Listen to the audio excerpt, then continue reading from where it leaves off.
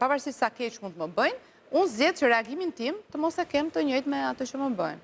Kjo është zgjedhja ime. Kjo nuk do të thotë që unë i falë, se mos harrojmë që ma krepi, unë s'fal kur, jo në këtë jetë, po në të gjitha jetët. Ajo për lista për në jetë tjetër. Bravo, në të gjitha jetët. Unë nuk fal kur, por, ama nuk hakmerem. Pra zgjedh të vazhdoj jetën, i fshi nga jeta, pa tjetër.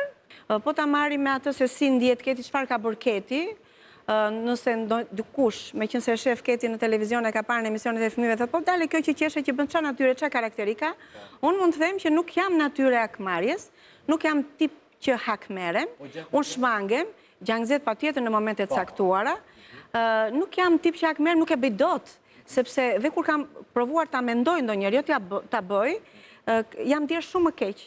Ti e lënduar aq shumë sa atë plagën të ndë, instinktivisht edhe psikologjikisht, ti e kuron sepse hakmarja ka lidhje me egon.